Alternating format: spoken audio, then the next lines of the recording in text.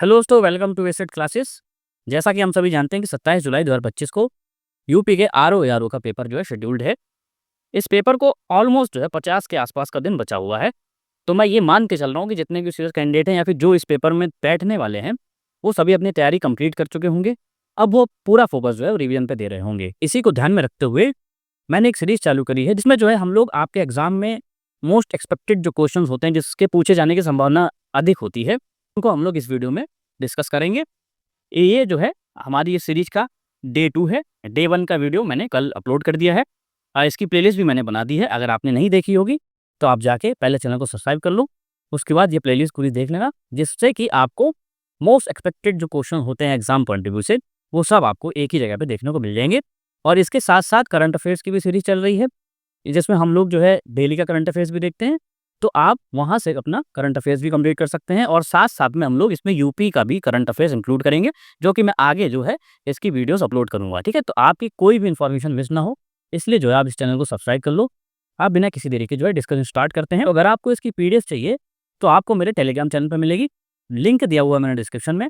Asset classes के नाम से आपको इस तरीके का चैनल मिलेगा, जाके आप लोग वहाँ ज्वाइन कर लो। इसमें हम लोग क्विज़ भी चलाएँगे, जिससे आप लोग प्रैक्टिस कर सकते हैं।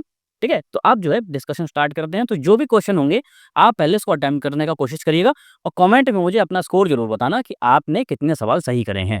ठीक है? तो आप जो है स्टार्ट करते हैं डिस्कशन। तो इस क्वेश्चन में हमको कॉलम ए से कॉलम बी को जो है मैच करना है। यहाँ पे आपको कॉलम ए में आर्टिकल दिख रहे हैं, और कॉलम बी में जो है इनसे रिलेटेड जो प्रावधान है संविधान में, वो दिए जा रहे हैं। आपको बताना है कि इसमें से कौन-सा आंसर सही होगा। तो यहाँ पे आर्टिकल 39 की अगर हम बात करते हैं, तो 39 बेसिकली होता है equal pay for equal work. ठीक है? ये बेसिकली जो डीपीएसपी आपका जो टॉपिक है, उससे रिलेटेड जो है इसमें सारे आर्टिकल दिए हुए हैं। आपको पता होना चाहिए कि कौन-सा डीपीएसपी जो है कौन-सा आर्टिकल में आता है। तो 39 की मैं बात करूँ तो equal pay for equal work हो जाएगा। आर्टिकल 40 की अगर हम बात करते हैं, तो ऑर्गेनाइजेशन ऑफ विलेज पंचायत की यहाँ पे बात हो रही है। आर्टिकल 44 में यूसीसी के बारे में चर्चा की गई है, और आर्टिकल 48 की अगर हम बात करें, तो promotion of agriculture and animal husbandry जो है इसमें इंक्लूड है। अब थोड़ा-सा इसको बैच कर लेते हैं। तो ए का अगर हम जोड़ें, तो वो आएगा 4। वही बी की अगर हम बात करते हैं, तो इसको 1 से मैच किया जाएगा। सी को जो है उसमें 2 से मैच किया जाएगा, और डी को यहाँ पे 3 से मैच किया जाएगा। ठीक है? तो आपका जो क्रम बन गया वो है 4 1 2 3। अब हमको देखना है कि वो कहाँ पड़ रहा है, तो ये है ऑप्शन नंबर बी। ठीक है? तो आपका ऑप्शन नंबर बी सही होगा इसमें। तो अब जो है अगले क्वेश्चन की तरफ बढ़ते हैं। तो यहाँ पे भी आपको मैच करना है। इसमें मैंने कुछ अमेंडमेंट दिए हुए हैं, और कॉलम बी में आपको बताना है कि इस अमेंडमेंट में क्या हुआ था।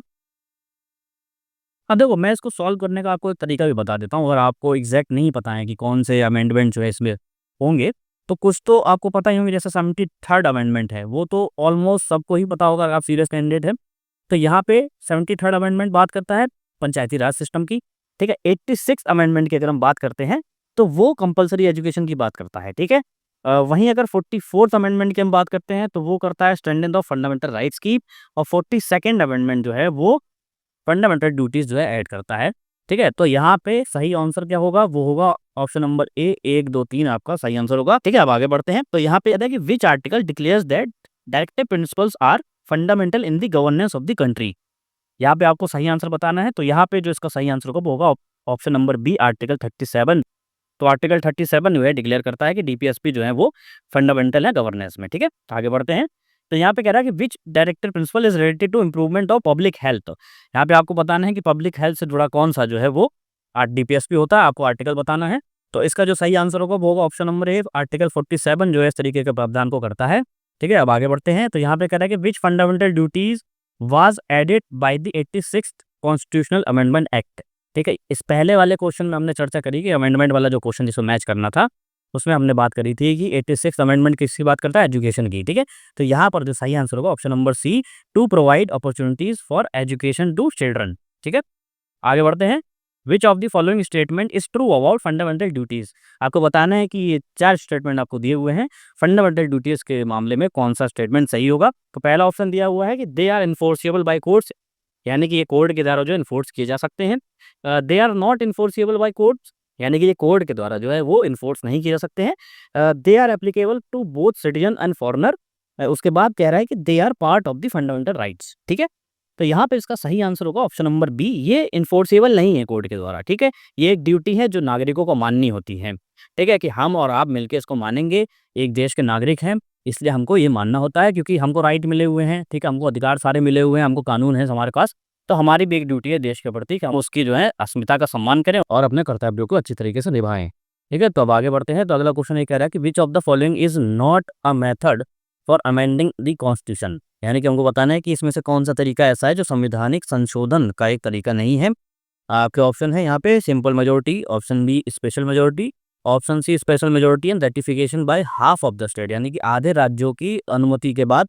ऑप्शन डी यहाँ पे है एब्सोल्यूट मेजोरिटी। ठीक है, तो इसको जो सही आंसर होगा वो होगा option number D, absolute majority का कोई भी तरीका जो है हमारे संवैधानिक संशोधन का नहीं है। ठीक है, तो इसका सही आंसर होगा ऑप्शन नंबर डी। आगे बढ़ते हैं। यहाँ पे कह रहा है कि विच of the following is not consider a part of the basic structure, यानी कि हमको बताना है कि बेसिक स्ट्रक्चर का पार्ट नहीं है। ठीक है, तो यहाँ पे जो है ऑप्शन दिया हुआ supremacy of the constitution, separation of power, parliamentary sovereignty, उसके बाद जुडिशियल रिव्यू। ठीक है, तो इसका सही आंसर होगा option number C, parliamentary sovereignty, यानी कि जो संसदीय संप्रभुता है उसका कोई ऐसा भी बेसिक स्ट्रक्चर का वो इसमें कॉन्सेप्ट नहीं है। बाकी ये जो तीन आपको दिख रहे हैं, supremacy of the constitution, separation of power और जुडिशियल रिव्यू, ठीक है, ये तीनों जो है वो बेसिक स्ट्रक्चर के पार्ट हैं। ठीक है, आगे बढ़ते हैं।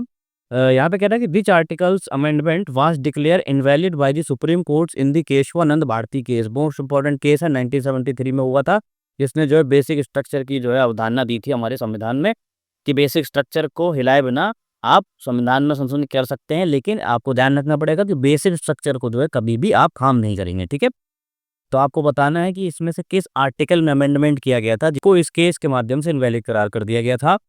तो इसका सही आंसर होगा option number B, article 31C, जो इसमें जो संशोधन किया गया था उसको इनवैलिड कर दिया गया था। ठीक है, आगे बढ़ते हैं। तो अगला क्वेश्चन कह रहा है कि विच of the following is a consequence of the basic structure doctrine, यानी कि जो बेसिक स्ट्रक्चर का कॉन्सेप्ट है उसका कौन सा एक कॉन्सिक्वेंस है आपको देखने को मिलता है। तो parliament can amend any part of the constitution without restriction, parliament can not amend the fundamental rights, parliament can not alter the essential features of the constitution, parliament can abrogate the constitution. ठीक है, तो यहाँ पे इसका सही answer होगा option number C, parliament can not alter the essential features of the constitution, यानी कि जो बेसिक स्ट्रक्चर का कॉन्सेप्ट जो हम बता रहे हैं, यानी कि जिससे संविधान की नींव टिकी हुई है उसको खत्म किए बिना जो है आप चेंज करिए, लेकिन जो बेसिक स्ट्रक्चर का कॉन्सेप्ट जो मिला है उसको आप नहीं कर सकते। ठीक है, नेक्स्ट क्वेश्चन तरफ बढ़ते हैं। तो यहाँ पे कह रहा है कि which directive principle is not related to economic justice. ठीक है, तो यहाँ पे ऑप्शन है equal pay for equal work, जो कि होता है, डिस्ट्रीब्यूशन ऑफ मटेरियल रिसोर्सेज और फॉर कॉमन गुड्स, ये भी होता है, प्रमोशन ऑफ कॉटन इंडस्ट्रीज, ये भी होता है, प्रोटेक्शन ऑफ मॉन्यूमेंट्स जो है वो। इस तरीके से कोई भी इकोनॉमिक जस्टिस की बात नहीं है, ये तो आप अपने विल से कर सकते हैं। तो ऑप्शन नंबर डी जो है आपका सही होगा। अब आगे बढ़ते हैं। तो यहाँ पे कह रहा है कि which part of the Indian constitution contains fundamental duties, इसका आंसर आप कमेंट में बताइए मुझे। ठीक है, तो बहुत सरल सवाल है, बताना कि इसका आंसर क्या सही होगा। ठीक है, तो बढ़ते हैं नेक्स्ट क्वेश्चन तरफ। तो यहाँ पे कह रहा है कि विच committee recommended the inclusion of fundamental duties in the constitution, यानी किस समिति की सिफारिश के बाद फंडामेंटल ड्यूटीज हमारे संविधान में जोड़ी गई थी, क्योंकि ये पहले संविधान का पार्ट नहीं थी। ठीक है, तो इसका जो सही आंसर होगा वो होगा ऑप्शन नंबर बी, स्वर्ण सिंह कमेटी के रिकमेंडेशन पे जो है इस तरीके की फंडामेंटल ड्यूटीज जोड़ी गई हैं। ठीक है, बढ़ते हैं आगे। तो which fundamental duty require citizens to develop scientific temper and spirit of the inquiry.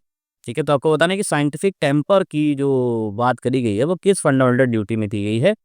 तो इसका जो सही आंसर होगा option number A, article 51A(h) में जो है इस तरीके की बात की गई है। अगला क्वेश्चन देखते हैं कि which article of the Indian constitution deals with the amendment procedure, यानी कि अमेंडमेंट प्रक्रिया की जो अवधारणा है, जो बातें लिखी गई हैं अमेंडमेंट की, वो किस आर्टिकल में लिखी गई हैं। तो ऑप्शन है आर्टिकल 352, आर्टिकल 356, आर्टिकल 368 और आर्टिकल 370। तो यहाँ पे इसका सही आंसर होगा ऑप्शन नंबर सी, आर्टिकल 368 में जो है अमेंडमेंट प्रोसीजर के बारे में बताया गया है। तो यहाँ पे जो है ये सारे क्वेश्चन थे मैंने डिस्कस कर लिए। अगर आपको वीडियो अच्छा लगा हो तो चैनल को सब्सक्राइब कर लो, वीडियो को शेयर कर लो ज़्यादा से ज़्यादा। मिलते हैं नेक्स्ट वीडियो में। Thank you so much, bye.